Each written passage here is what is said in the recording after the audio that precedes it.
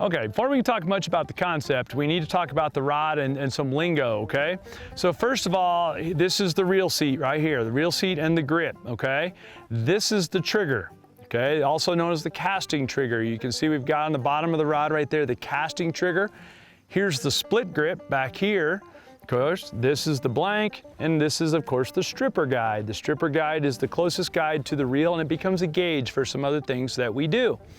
When it comes to the reel itself, now you've got the thumb bar. This is going to release the spool, and it's going to be really important that you have control of the spool all the time when that thumb bar is pushed. If this thumb bar is depressed and this spool is not being controlled with your thumb, you are definitely in the hunt for a bird's nest, no matter what. Even if it's just sitting on the bottom, almost anything you do can tangle the reel if you don't control the spool when the thumb bar is pushed, okay?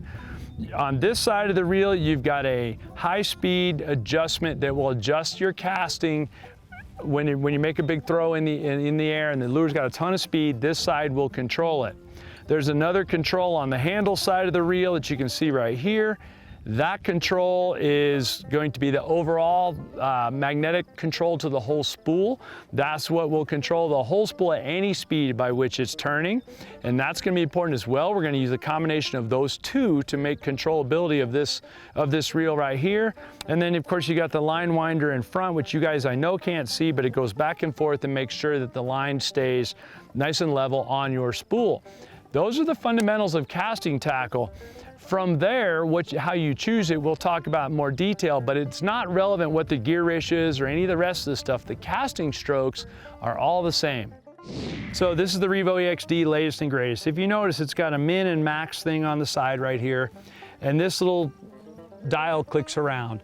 That's going to control the centrifugal resistance. So in other words, the faster this spool spins, the more resistance that will put on there for a given setting, okay? That's what you want to use to adjust when you make long bomb and you can feel the reel starting to feel like it's trying to blow up right off the bat, okay? That one is the least important of the two. That's your fine tune of the deal, and this will change depending on your casting stroke. On the other side is your magnetic control right here. This one's very important because this one controls the overall resistance of the spool. Because with a casting reel, when I cast, this spool has to spin backwards. So if this spool is going any faster backwards than the line is going out, each one of those wraps gets bigger and you end up with the dreaded bird's nest. This magnetic control on this side is a very fine-tuned control, and it will slow the spool at any speed all the time consistently. So I'll pull this digger off of here and we'll show you what happens. Reel it up to the rod tip here, get it off there. Okay, now watch the reel, watch what happens when I let the lure go. It goes real fast. That's because I have this set up really fast. I have this reel set up extremely fast because I want to make long throws and I have a really good thumb. I'm used to controlling my reel. But if I'm not, maybe I tighten this knob. Now watch how little I'm going to tighten this knob. I'm going to go like 2, 3 clicks. Now watch how fast. Now it goes half as fast. So now I'm going to add 3 more clicks.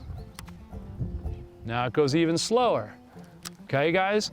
If I tighten this up all the way, it won't even go down at all. Now the lure just sits there. It doesn't even go backwards. So what you generally want is where you loosen this up to where the lure falls, hits the floor, and the spool stops or goes a half a turn, and that's about it. So in other words, when I just hold the rod horizontal, I mash the button and I let it go, it hits the water and just stops. Now I'm gonna go maybe another 1 click off of that. It's gonna go, and the spool stops. I'm not gonna have a tremendous amount of backlash issues when I do that, but I can still